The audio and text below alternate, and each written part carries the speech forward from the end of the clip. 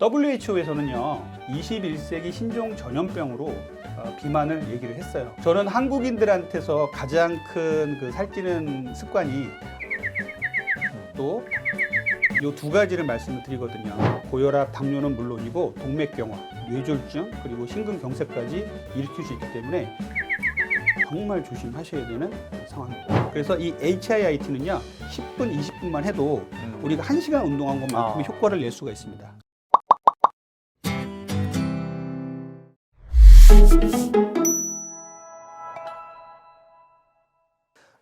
먼저 이제 나이가 들면서 이 몸이 뿔더라 이런 말씀도 해주셨는데 현대인이 겪을 수 있는 가장 위험하면서도 또 가장 보편적인 질환은 뭐가 있습니까? 바로 저는 비만이라고 생각합니다. 네. WHO에서는요, 21세기 신종 전염병으로 비만을 얘기를 했어요. 그 정도로 우리 사회 전 세계가 비만에 시달리고 있다는 소리고, 그 비만으로 인해서 결국은 여러 가지 질병이 일어나게 되거든요. 그래서 우리가 이제 대사증후군이라는 얘기도 많이 하는데, 네. 고혈압, 고혈당, 고지혈증, 여기 내장 비만까지 돼 있거든요. 여기서 가장 중심에 있는 게 내장 비만이에요. 그래서 이 내장 비만이 쌓이면 쌓일수록 모든 문제가 생기는 겁니다. 그래서 지금은 결국은 지금 말씀드린 고혈압, 당뇨, 고지혈증, 지방간 외에도 통풍을 일으킨다든지, 그리고 관절염을 일으키고, 최근에는 이제 우울증이나 그리고 암의 원인이다라는 얘기까지 할 정도로 이 비만은 모든 질환의 가장 중심에 있다, 이렇게 보시면 되겠습니다.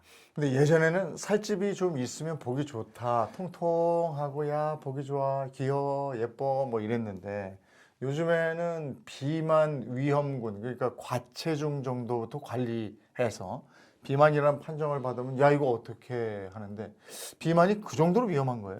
맞습니다. 지금 환자분들, 특히 젊은 층에서 이 내장 비만 환자들이 급속도로 늘어나고 있는데요. 남성은 내장 비만, 또 젊은 층의 여성분들은 마른 비만 환자들이 늘어나고 있는데, 이런 분들의 건강 수준이 정말 안 좋아요. 검사를 해보면 고지혈증, 지방간 같은 경우는 기본적으로 있으시고 아주 젊은 나이인데도 고혈압, 당뇨 전 단계에 있는 경우도 있고요. 또 여성들 같은 경우는 근육은 아주 부족한데 내장 지방만 볼록하게 나와 있어서 이 근육이 부족한 것 때문에 여러 가지 권태로움이나 아주 허약 체질이 돼 가고 있고, 또 먹으면 먹을수록 또 우리가 지방으로 가게 되고, 다이어트를 한다고 또 굶으면 또 지방이 빠지는 게 아니라 근육만 빠지고, 이런 부분이 악순환되는 경우가 많아서 이렇게 건강을 가장 많이 위협하는 것이 저는 비만이다, 이렇게 생각하고 있습니다. 아니 저도 요즘에는 예전 반 정도밖에 안 먹었는데도 배가 금방 부르고 더부룩하고 그래요. 그러니까 나이가 들수록 조금만 먹어도 살이 찐다, 뭐 많이 움직여라, 뭐 이런 얘기 많이 듣는데 맞는 얘기입니까? 맞습니다. 우리가 나이가 들면서 살이 찌는 거 우리가 나이살이라고 하는데, 그 이유는요, 첫 번째는 기초대사량이 저하돼요. 그래서 나이가 들수록 우리가 기초대사량이 떨어지고요. 이 기초대사량이 떨어지니까 조금만 먹어도 살이 찌는 몸이 되는 거예요. 그리고 두 번째로는 기초대사량에 떨어지는 것하고 더불어서 근육이 나이가 들수록 점점점 줄어듭니다. 그리고 세 번째는 이제 성호르몬인데, 여성 호르몬, 남성 호르몬들이 이제 떨어지기 시작해요, 나이가 들면서. 그래서 여성들은 이제 폐경기를 맞으면서 급속도로 이제 내장 비만이 찌게 되죠. 남성들은 아주 가랑비에 옷 젖듯이 천천히 남성 호르몬이 떨어집니다. 이것이 이제 복부 비만으로 그대로 이제 정착이 되는 것이죠. 그래서 우리가 이렇게 나이가 들면서 찌는 살을 나이살, 이렇게 얘기를 하면서 이건 자연스러운 거다, 이런 생각들을 많이 하시고 살았었는데 절대로 아니에요. 이렇게 내장 비만이 증가를 하면 건강을 심각하게 위협할 수 있기 때문에 적극적으로 이 나이살에 대한 대처를 좀 하셔야 됩니다. 살이 찌는 최악의 습관이 있다면 어떤 겁니까? 저는 한국인들한테서 가장 큰 그 살찌는 습관이 아무 때나 먹는 것, 또 그 수면의 습관, 요 두 가지를 말씀을 드리거든요. 아무 때나 먹는 거면 뭐 간식, 야식, 뭐 이런 네. 특히 야식 얘기하시는 네, 거예요. 맞습니다. 우리가 이제 췌장에서, 우리가 음식을 먹으면 이제 췌장에서 이제 포도당이 들어오고, 췌장에서 인슐린이 나와서 이 포도당을 끌어내려서 세포 안으로 집어넣는 게 기본적인 우리 대사의 기본이거든요. 에너지 생성의 기본 원리인데, 우리가 이제 많은 음식을 이제 먹는 것 플러스 간식을 또 시도 때도 없이 먹는 것, 또 야식을 먹게 되면요, 우리 몸의 췌장에서 인슐린이 언제 나올까 준비를 하고 있다가 또 나와서 일을 하고 이렇게 되는 거예요. 우리 췌장은요 좀 쉬어야 됩니다. 특히 우리 한국 사람들은요 췌장이 작기로 유명해요. 같은 체중에 같은 체구의 동서양인을 비교해 봤을 때 동양인이 췌장이 작다고 합니다. 거기다가 또 동양인 중에서도 한국인이 유독 작아요. 이런 것들은 약간 유전적인 체질적인 부분이 있겠죠. 그런데 여기에서 우리 췌장엔 어떤 또 그 특징이 있냐면 우리가 운동을 하면 근육을 쓰면 쓸수록 강화되잖아요. 근데 췌장은 쓰면 쓸수록 고갈이 돼요. 그래서 췌장은 이제 40, 50대까지 열심히 일을 하다가 계속 당분이 들어오고 포도당이 들어와서 도대체 일을 할 수가 없게 되면은요 나가 떨어져요. 그게 결국은 췌장이 일을 안 하게 되면 이제 당뇨병이 오기 시작하는 겁니다. 그래서 우리가 이 아무 때나 먹는 습관은 그냥 나의 습관이고 나의 기호이고 생활 습관이다 이렇게 생각할 게 아니라 아무 때나 먹는 습관을 줄이셔야 돼요. 예, 그리고 두 번째로는 이제 잠자는 건데요. 네. 우리의 생활 속에 정말 깊숙이 침투해 들어온 이 휴대폰이 우리가 수면 장애를 일으키는 아주 중요한 원인이 돼버렸어요. 휴대폰을 보다가 잠이 들고 그러면은 불면증도 오고 수면의 질도 떨어지게 되고요. 이렇게 수면을 잘 못 주무시면은요, 수면을 잘 못 취하시면은 결국은 성장 호르몬이라는 게 나오는데 성장 호르몬이 10시부터 새벽 2시까지 나오거든요. 그래서 요 시간 동안에 충분히 숙면을 취해야 되는데 이 시간 동안 잠을 못 자는 거예요. 우리 현대인들 2시에 잠을 자는 분들 계시죠? 그러면은 2시에 잠자면 이 성장 호르몬이 나오는 시간을 고스란히 날려버리는 거거든요. 성장 호르몬은 천연 식욕 억제제라고 얘기를 합니다. 그래서 잠을 못 자면 성장 호르몬이 안 나오고 또 잠 못 자면 다음날 힘들잖아요. 스트레스 호르몬이 나와요. 그러면은 이 스트레스 호르몬인 코티졸이 나와서 내장 비만을 쌓는데 또 중요한 역할을 하게 돼요. 그래서 이 잠을 잘 못 자는 현대인들의 습관 그리고 아무 때나 먹는 습관 이것들이 저는 제일 나쁜 습관이라고 생각을 합니다. 그래서 아이들은 9시 그때 잠이 들어서 10시에서 2시까지 숙면을 취하고 쭉 좀 자줘야 된다는군요. 맞습니다. 그때 성장 호르몬이 나오니까. 맞습니다. 네. 근데 우린 다 컸잖아요. 더 네. 이상 키도 안 클 거고 맞습니다. 이런데 성장 네. 호르몬이 왜 예. 필요한 겁니까? 소아청소년들한테 성장 호르몬은 키를 크게 하고 성장을 하는데 네. 도움이 되잖아요. 이제 나이가 들어서 다 성장한 사람들한테도 성장 호르몬은 계속 나와요. 이 성장 호르몬은 우리 몸에 대사를 정리해주는 역할을 해요. 그리고 내장 비만을 쌓지 않게 해주고 우리 몸의 지방이 사지 말단으로 퍼지게 하고 이렇게 좋은 역할들을 합니다. 그래서 제가 이 그 성장 호르몬에 대한 성장 호르몬에 대한 문제를 정말 중요하게 생각하거든요. 그리고 저희 집사람 봐도 이제 저 갱년기 되고 이러니까 잠을 못 자요. 네. 근데 잠을 좀 편하게 잘 잘 수 있는 방법이 없습니까? 네. 뭐 요즘에 여러분들 다 아시겠지만 갑작스럽게 수면에 대한 얘기들이 엄청나게 나왔어요. 네. 수면을 잘 자게 하는 유산균부터 해서 수면을 잘 자게 하는 뭐 베개부터 해서 엄청나게 나왔잖아요. 결국은 우리가 현대인들이 그만큼 수면을 잘 못 취한다는 얘기가 될 수 있겠어요. 그래서 이 수면을 잘 취하시려면 수면을 잘 취하는 방법을 제가 말씀드리자면 첫 번째는 자기 전에 따뜻한 물로 샤워하는 것 그리고 침대는 잠자리에 들어갈 때만 이용하는 것 여러 가지 얘기들이 많이 있어요. 이거를 수면 위생이라고 얘기를 하는데 저는 그중에서 가장 중요하게 생각하는 것이요. 밤에는 이제 저녁 9시 정도가 지나면 인공 발광 조명의 위해로부터 벗어나라고 말씀드려요. 좀 어려운 얘기인데 인공 발광은 뭐냐면요. TV나 태블릿 PC, 휴대폰 이런 PC 같은 그 스스로 빛을 발하는 이런 기구들 있죠. 이런 것들을 눈으로 보고 있으면요. 눈으로 엄청나게 밝은 빛이 들어오잖아요. 그러면 우리 몸에서는 낮이구나 인식을 하기 때문에 깨우는 거예요. 거꾸로 우리들 많이들 그러죠. 다 닦고 잘 준비해가지고 휴대폰을 보면서 잠을 청하는 게 가장 큰 낙이다. 이런 분들도 계세요. 그런데 실제로 그거는요. 휴대폰을 보고 있으면 잠을 깨라라는 신호를 휴대폰에서 들어오게 하는 건데 그거를 보면서 잠을 청하는 거는 이것만큼 바보 같은 짓은 없다. 이렇게 얘기하시는 극단적인 정신과 선생님도 계세요. 그렇기 때문에 휴대폰을 보면서 잠을 청하는 것 정말 피하셔야 됩니다. 네. 알겠습니다. 아예 저는 휴대폰은 밖에 두고 들어오셔라 이렇게 말씀해요. 네. 그리고 저 잘 먹고 때 맞춰 먹고 잘 자고가 중요한데 먹는 종류가 또 중요하잖아요. 네. 예, 음식의 질. 근데 요즘 무슨 혈당 스파이크니 뭐 이런 얘기 많이 하고 네. 당뇨 환자 너무 많고 이래서 네. 걱정이 되는데 네, 그 네. 얘기 좀 해주세요. 그건 뭐예요? 혈당 스파이크. 혈당 스파이크라는 개념이 나온 게 그렇게 오래되진 않았어요. 조금 이제 생소하신 분도 계실 텐데 혈당 스파이크라는 건 뭐냐면요. 혈당이 갑작스럽게 올라갔다가 뚝 떨어지고 또 갑작스럽게 올라갔다가 뚝 떨어지고 이런 것들을 반복한다 그래서 이 쇠 모처럼 스파이크처럼 뾰족뾰족해진다. 올린다는 걸 말해요. 이것은 무엇이냐면요. 예전에는 우리가 혈당을 검사할 때 공복 또는 식후 2시간만 검사를 했는데 공복에도 정상이고 식후 2시간에도 정상인데 계속 이 환자가 당뇨병으로 가고 있단 말이에요. 이런 것들을 연구를 하다가 식후 30분, 1시간, 1시간 반의 혈당을 보니까 식후 2시간의 정상이었던 혈당을 가진 사람들도 식후 1시간 정도에 너무나 높은 혈당 그래프를 그리는 것을 발견하게 됐습니다.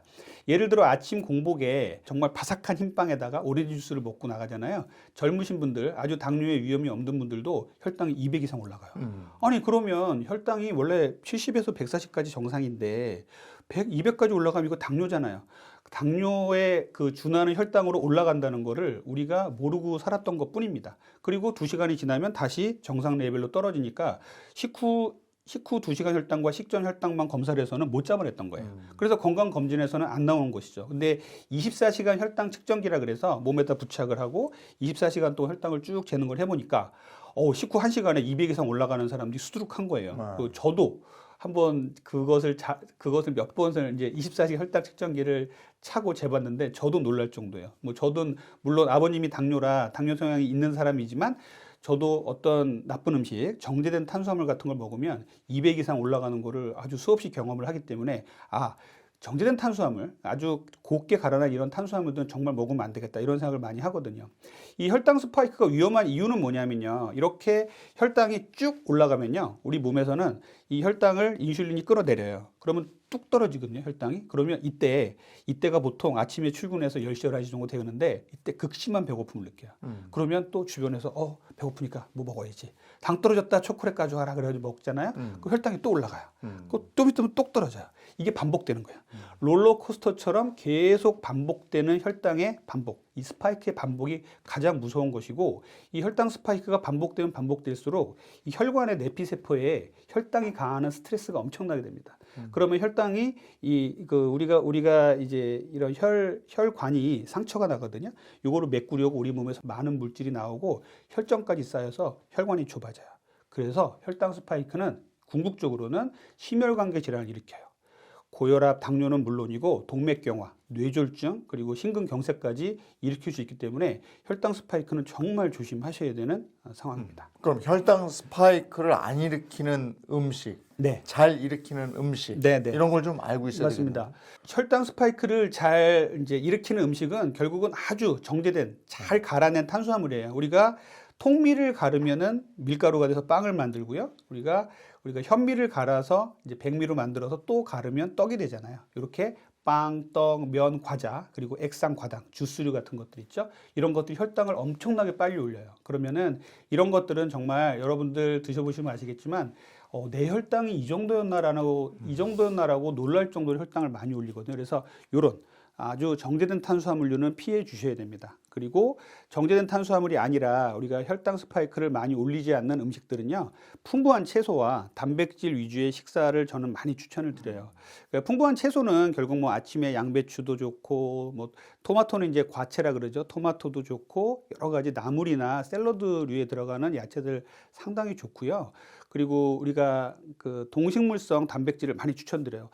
단백질 그러면 되게 소화도 안 될 것 같고 부담스러울 것 같은데 실제로는 단백질은요, 우리 몸에서 소화도 잘 되고 우리 몸의 구성을 이루어내는 좋은 물질이에요. 그래서 아침 단백질로 저는 많이 추천을 드리는 게 콩류. 우리가 뭐 대두라든지 두부, 비지, 그다음에 무가당 두유 같은 낫또라든지 이런 것들 상당히 좋고요. 두 번째로는 이제 계란. 네, 그래서 계란으로 삶은 계란이나 후라이 같은 것들 먹는 것도 좋고요. 그 다음에는 유제품에서 추출한 단백질. 그래서 천연 치즈라든지 그릭 요거트라든지 이런 것들도 상당히 좋은 그런 단백질이 되겠습니다. 과일은 어때요?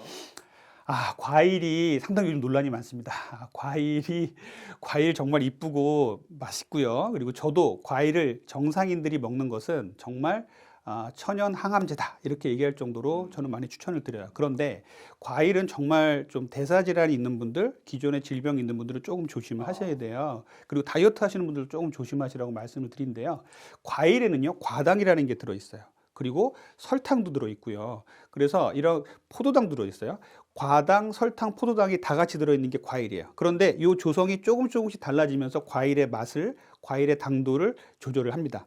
그래서 우리가 과일을 먹으면요, 혈당을 올리는 것들, 그러니까 포도당이나 설탕 같은 걸 혈당을 쫙 올려요. 그리고 과당이 많은 것들은요, 혈당을 그렇게 많이 올리지 않아요. 그래서 사과라든지 배 같은 거를 먹으면요, 많이 먹어도 혈당이 안 올라가요. 그러면 야, 혈당 안 올라가니까 다이어트도 괜찮고 내 몸은 괜찮아라고 생각할 수 있는데, 아쉽게도 이 과당은요, 혈당을 올리지 않고 인슐린을 자극하지 않는 대신에 우리 몸에서 다른 도로로 가요. 여기가 지방간으로, 간으로 가는 직행 열차를 탑니다. 그래서 간에 가서 축적이 됩니다. 그럼 과당은 지방간을 일으키고 장기적으로는 고지혈증도 일으킬 수 있어요. 그리고 더 장기적으로는 지금 혈당을 올리진 않지만 인슐린 저항성을 만들어서 나중에는 당뇨로 가는 지름길이 될 수가 있어요.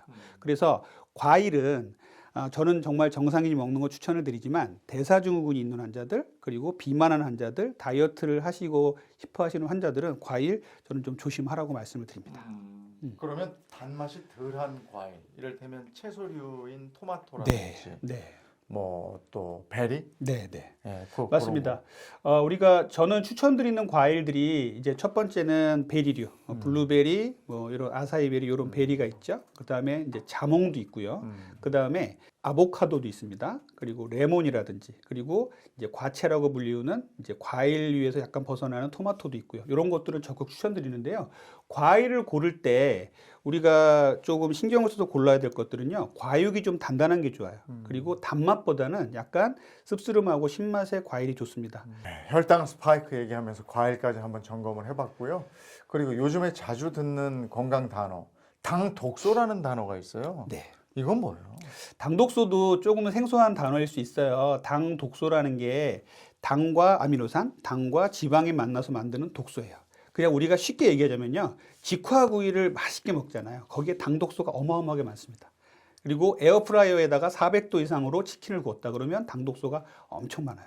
그래서 당 독소는 뭐냐면 이렇게 고온에서 물 없이 구웠더니 이렇게 독소가 많아져서 우리 몸에서 차곡차곡 쌓이더라. 보통은 우리가 음식을 먹으면 대사가 돼서 땀이나 소변, 대변으로 나오는데 얘들은 축적이 돼서 나오지 않고 우리 몸에 쌓여요. 그것이 결국은 배설기관인 이제 신장에 신장에 많이 쌓이고요. 간이라든지 눈, 뇌 같은 데도 쌓일 수 있어요. 그래서 궁극적으로는 당독소가 쌓이게 되면요, 지방간도 오게 되고요, 다이어트도 안 되고요.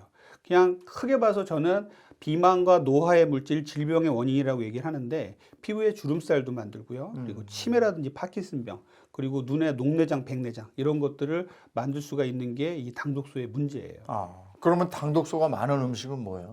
좀 아까 말씀드렸듯이 제일 나쁜 것이 이제 직화구이입니다. 우리가 맛있는 건 그쵸. 맛있는 거에 당독소가 한 달 많아요. 최근에 탕후루 이런데 당독소 어마어마하게 많아요. 아이들 좀 먹는 거 정말 저는 안쓰럽거든요. 당을 우리가 하얀 설탕을 불에다가 막 가열을 하면은 갈색으로 변해서 달고나가 되죠. 요 달고나가 갈색이잖아요. 이렇게 갈색으로 변하는 거를 마이야르 반응이라 그래요. 우리가 음식 좋아하시는 분들 아시겠지만 고기를 갈색으로 노릇노릇하게 구워서 맛있게 만드는 걸 마이야르 반응을 이용해서 음식을 만들잖아요. 이렇게 만들면은 당독소가 어마어마하게 올라갑니다. 그래서 이렇게 당독소가 많은 음식을 만드는 것은요, 결국은 물 없이 고온에서 갑작스럽게 튀기거나 볶거나 구운 음식들이 제일 안 좋습니다. 그러면 당 독소를 줄이는 방법은 뭡니까? 네, 당 독소를 그래도 우리가 이제 당 독소를 줄이는 방법은 유일하게 먹는 거예요. 우리 몸에서 당 독소가 생기기도 합니다. 그런데 이 당 독소를 줄이는 방법은 우리가 먹는 음식을 조심하는 수밖에 없어요. 그래서 아까 말씀드린 것과 거꾸로 물에서 끓이든지 저온에서 천천히 익혀서 먹는 음식이 제일 좋아요. 그래서 삶거나 데치거나 무친 음식이 가장 좋습니다. 운동이 또 중요하지 않을까 싶은데 운동은 역시 뭐 근육 운동하고 유산소를 같이 해줘야 됩니다. 맞습니다. 운동은 운동 자체로도 중요하고요. 우리가 그 운동과 우리가 식사를 다이어트에서 따져봤을 때 7대 3 정도로 식사를 중요하게 생각해요. 요즘은 8대 2까지 얘기하시는 분들도 계신데 그만큼 식사가 중요하지만 운동도 중요해요. 왜냐하면은 운동 자체로도 중요하지만 우리가 다이어트를 계속할 수 있는 의지를 불태워주고 기분도 좋게 해주고 그렇기 때문에 이런 운동을 계속하시면서 다이어트에 성공하려는 이런 길을 만들어준다고 저는 생각을 하거든요. 그래서 운동은 중요한데 저는 이제 환자분들이 다이어트 클리닉에 찾아오시면 제일 먼저 이제 어떤 운동 하세요 물어봐서 뭐 테니스를 해요, 줄넘기를 해요 이러면은 하시라고 말씀드려요. 좋아하는 운동 하시면 됩니다. 그런데 나는 운동하는 게 없어요라고 말씀하시는 분들한테는 그냥 식후에 걸으세요라고 말씀드려요. 이게 왜 중요하냐면요. 우리가 식사 후에 혈당이 쫙 올라가요. 주로 이제 체크되는 건 20분 후부터 혈당이 올라가는 게 체크가 되는데 아까 말씀드린 것처럼 점심에 정말 치즈케이크와 캐러멜 마끼아또를 먹었다. 그러면 혈당이 200까지 올라갈 거예요. 중간에 운동을 시작하잖아요. 먹고서 이제 슬슬 걸으면요. 혈당이 안 올라가요. 그래서 180, 180, 160에서 천천히 올라가다가 떨어집니다. 네. 그래서 식후에 걷는 운동 정말 중요하거든요. 그리고 식후에는요, 저는 되도록이면 바로 걸으라고 말씀드려요. 우리나라 사람들은 식후에 그냥 소화될 때까지 가만히 있어라. 그리고 우리 전통적으로 뭐 저희 같은 세대인 것 같은데 그 어렸을 때 할머니들이 그랬어요. 먹고 나서 뛰지 마라, 배 꺼진다. 예? 정말 못 먹고 못 살 때 나왔던 얘기인데 이걸 지금까지 지킬 필요는 없죠. 식후에는요.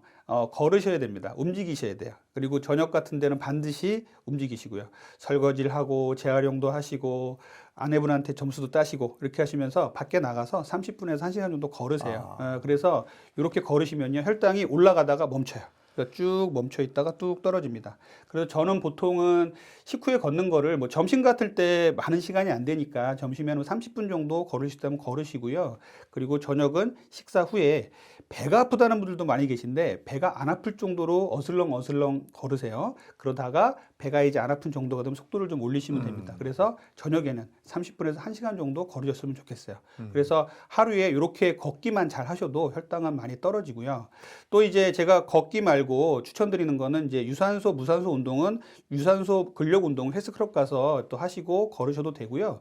HIIT라고 고강도 인터벌 트레이닝이라고 있어요. 심장이 터질 정도로 30초 정도 막 운동을 하시고 쉬는 거예요. 헬스클럽 가보시면은 막 열심히 그런 달리다가 분들이 있어요. 예, 천천히 걷다가 또 달리다가 러닝머신에서도? 예, 그런 것들 있죠. 러닝머신에서 하셔도 되고요. 그다음에 자전거를 타셔도 되고 계단 오르기도 좋고 우리가 어디서든지 할 수 있어요. 그래서 이 HIIT는요. 10분, 20분만 해도 우리가 1시간 운동한 것만큼의 효과를 낼 수가 있습니다. 그래서 이렇게 HIIT라는 내용들을 한번 잘 찾아보시고 이렇게 고강도 인터벌 트레이닝도 저는 정말 적극 추천드리는 운동입니다. 네, 그게 힘드시면 걷기라도 네. 좀 산책이라도 꼭 하셨으면 좋겠다. 네, 이진봉 원장님과 함께 살을 찌울 뿐 아니라 건강까지 해칠 수 있는 음식의 종류에 대해서도 얘기 나눠봤는데요. 이어서 건강 다이어트 식단은 없는지 계속 한번 들어보도록 하겠습니다.